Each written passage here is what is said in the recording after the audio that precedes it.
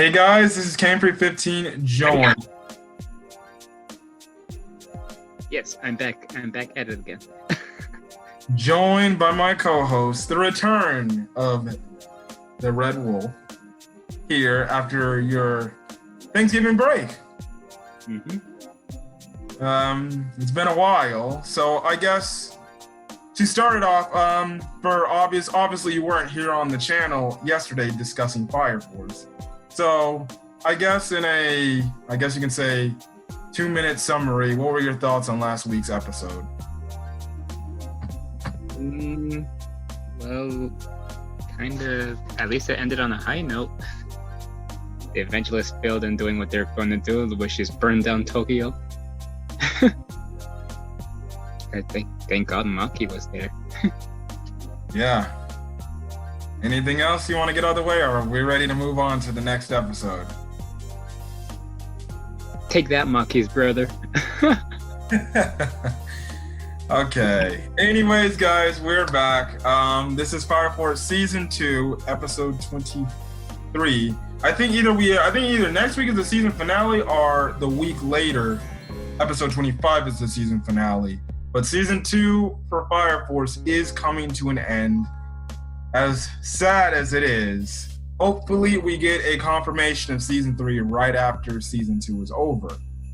Anyways, this episode, like a few other episodes in the past, well, the back half of the season did have its little mini arcs, but there's been like one episode, one arc, and now another one full episode dedicated to a girl member of Company 8. This time it was the fan favorite in terms of fan service scenes, Tamaki. And I think here we can say she got a very good moment here where we can all be proud of. And I think this is the start of her growth as a character finally taking shape. So we're just gonna have to walk through this journey with her.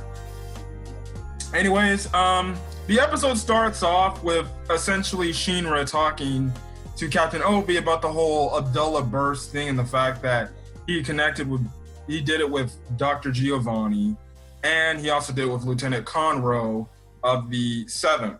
So him and Habana go to the city where Shinemon and Conroe are located at, and essentially they want to go get information.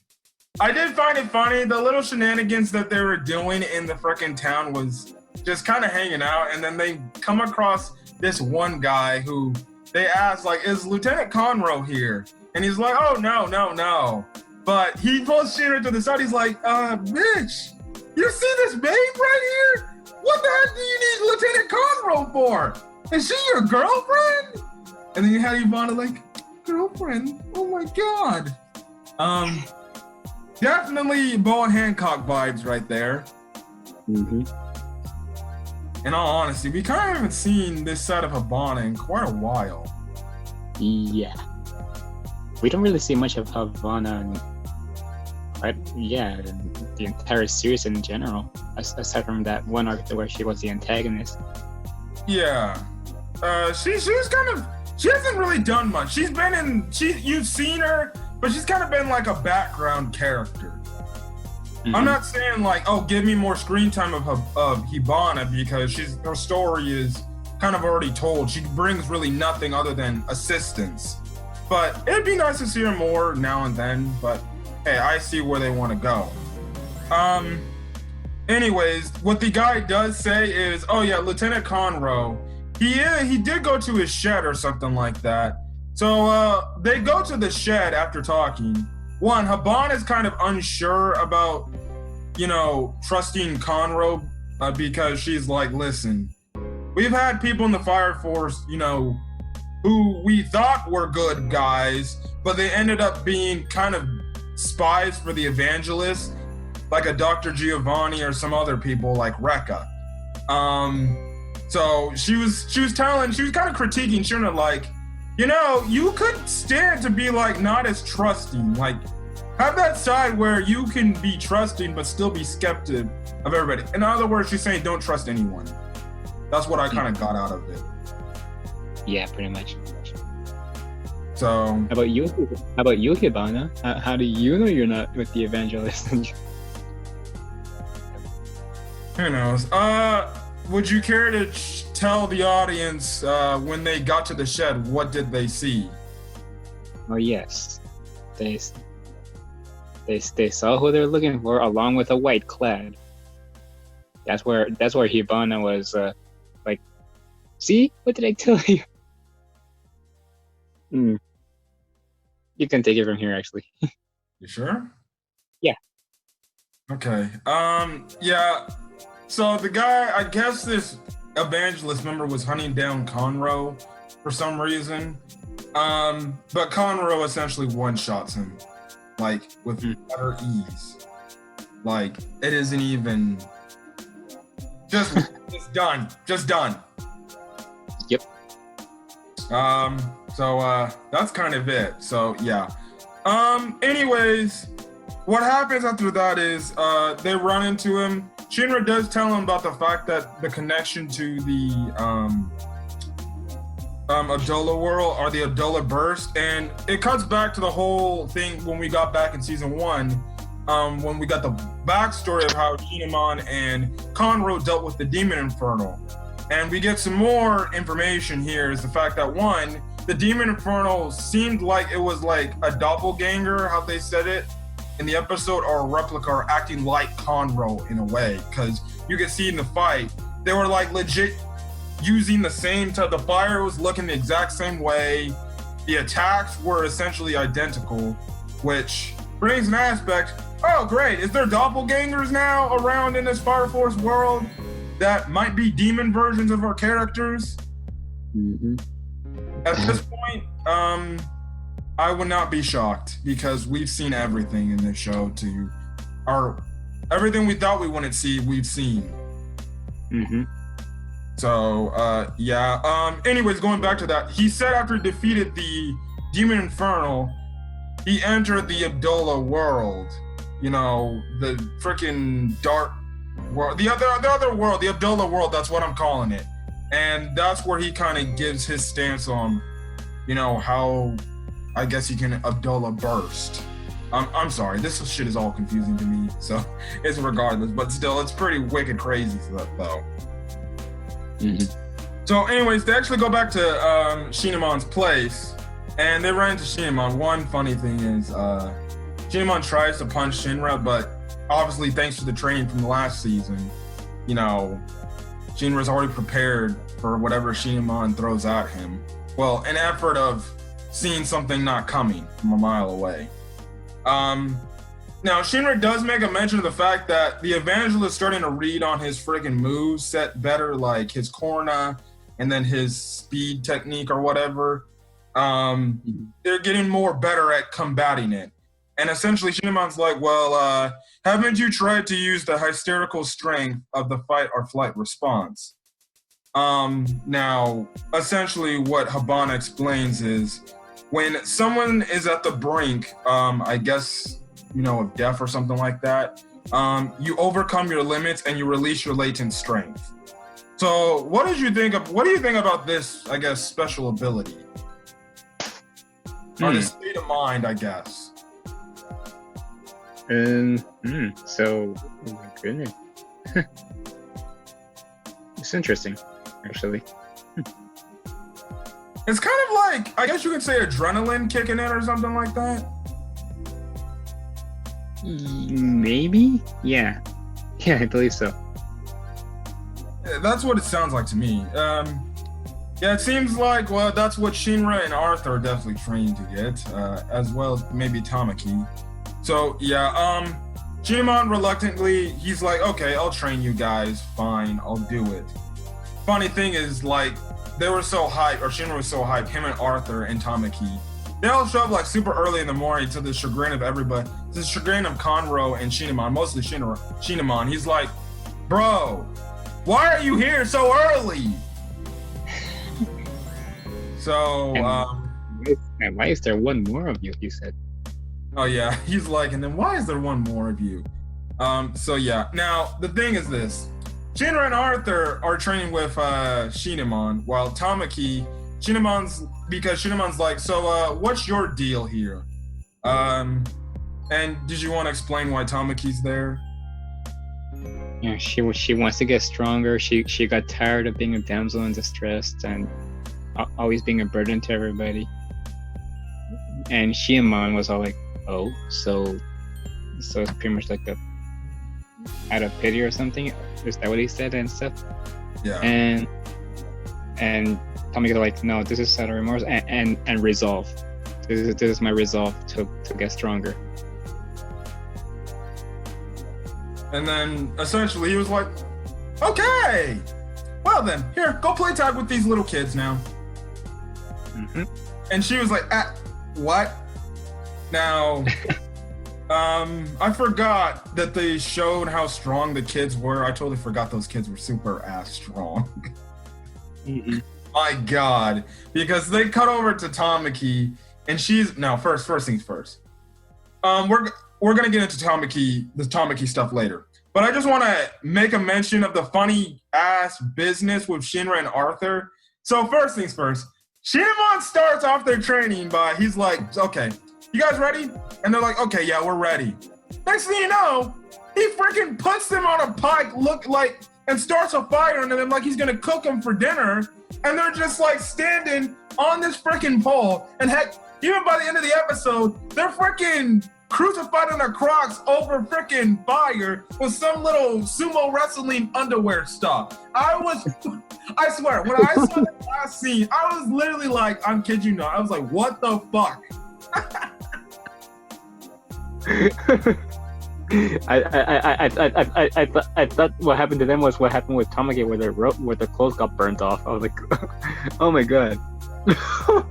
Oh my gosh, I saw that and they're like, hey, did you forget about us? We're still burning over here. I'm like, and then they just went to the abrupt ending of the ending song, and I'm like, the hell am I watching? Sorry, that was funny. Oh my god. All right, you ready to get into the Tamaki stuff? Because that's the serious business of this episode. Yeah. Oh my god. Yeah, that was your laugh or your joke of the episode. Just the Shinra Arthur shenanigans stuff. Anyways. So the thing with Tamaki is, she's supposed to run away from these twins. I already forgot the damn names. It's like they have the same names, but somewhat similar names with different meanings or different wording. So she's essentially supposed to play tag with the twins. The thing is this, she ain't the one that's trying to touch them or tag them. She's the one who's trying to run away from them. And she has to do it for 1 minute, essentially, or 60 seconds, which is essentially a minute. And the thing is, you see over and over again, at first, she ain't taking it serious. Like, she thinks this is a joke. She's like, oh, they're kids. I'm gonna go easy on these punks. And then the kids are like, Ninja, come on, you can try harder than that. And then, you just have a county like, 5 seconds. You really must not be giving a damn. I guess we're gonna have to kill you. So, that was a whole thing. In the meantime, when she finally gets serious in a way, this is when we kind of delve a little bit into her backstory. So, what was one mention of her backstory when it first came up? She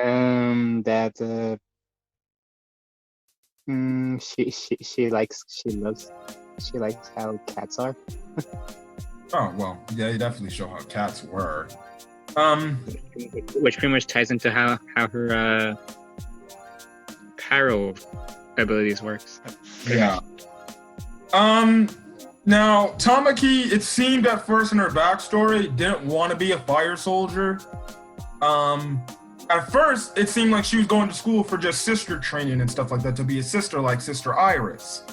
But then one day walking, with her friend, she did her typical, embarrassing little stunt where she falls over and she gives a fan service scene, and then her friend shows like, oh, look, you have, your fire powers have activated, and you find out that, oh yeah, she's a 3rd generation and stuff like that. And, you also see the disgusting Rekka guy again saying, why don't you come over here and you can do all this fun stuff with the company one? I'm like, no. It's a trap. Yeah, and then you kind of see her kind of be like, you see her later in the backstory as she's, saying like, I wanted to be a, fire soldier, so I didn't disappoint a lot of people and stuff like that. She has this one encounter where I guess she bumps into this one chick's boyfriend by mere accident, falls on top of him and everything. And this bitch literally goes up to Tamaki and is like, so you trying to steal my boyfriend? Because that's my boyfriend. She's like, why don't you go into the dang corner? I think that was a teacher. I don't know. That it has to be, because there's no other reason why Tamaki should obey her if she wasn't. Yeah, that teacher was being very. I'm guessing that was a teacher, because she said go over to the corner or something like that. She insulted her look, like saying like, who the fuck wears twin tails still in this day and age? You're trying to use it to flirt with somebody, and it's like, here, you feel bad for Tamaki because it's like, gosh, she's just trying to go about her day. Mm-hmm. And stuff like that. It cuts back to the whole thing, how, the one time back in season 1 where Shinra saved her from Rekka and stuff like that. And you get, I guess, I don't know if they showed this in season 1 or they definitely didn't show. I don't know if they showed this in season 1, but you have a moment between Shinra and her and Tamaki at this in the little lunch area as they're eating, and Shinra's like, don't you want to come sit here at the table? And she's kind of like, no, I kind of want to be left alone by myself because I might, make fun. I might be made a mockery of, or I might just get in your way or something like that. And Shinra's like, okay, then I'll sit here in the corner. You can sit at the table.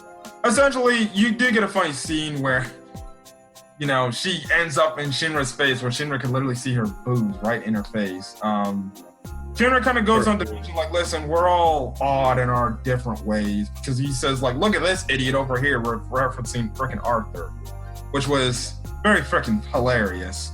So, obviously, that was a nice thing.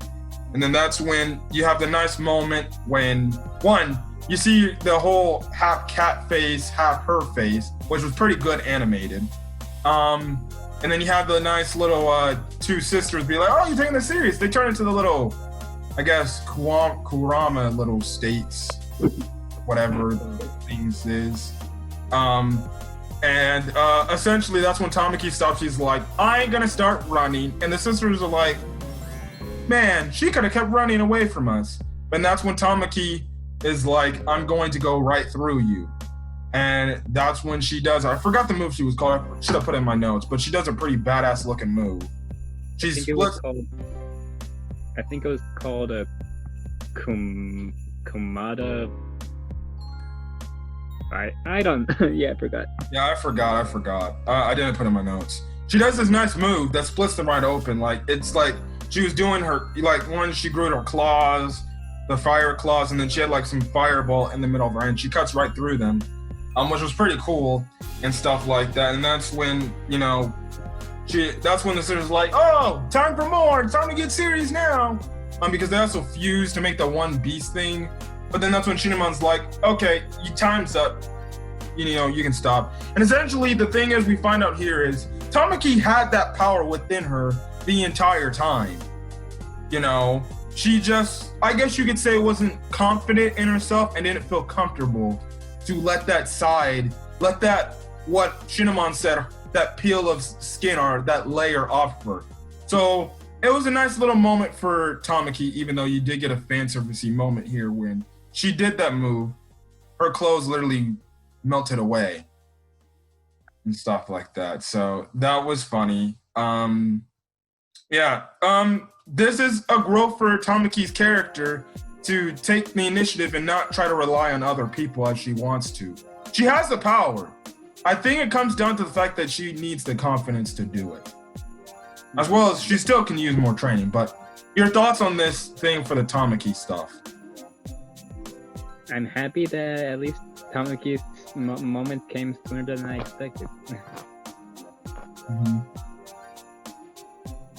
Now I'm looking forward to seeing how far she can grow. Yeah, I think we will probably definitely see more of that in season 3, whenever that is announced. Because I don't know if it's gonna be announced like by I don't know, next year or announced right after or it comes out next summer. I think this is the same company that does JoJo's Bizarre Adventures. So who knows? When we might Fire Force, if it does get season 3, might not return until 2022. But I think we kind of spoke a lot about today's episode here. So I think we can best get out of here. So anyways, if you guys liked the video, leave a like. Put in the comment section your thoughts on this week's episode, your thoughts on Tamaki's growth, as well as hit that subscribe button if you want to get more Fire Force content. Like I said, I believe we have 2 more episodes left and this season is done. And if you are subscribed to the channel, hit that notification bell so you can get any update to whatever I upload to the channel. Anyways, guys, we're gonna get out of here. Hopefully you guys have a great rest of your day or night. I want you to be checking out this video and hopefully you guys are staying safe. So till then, guys, we'll see you guys on the next video. Peace.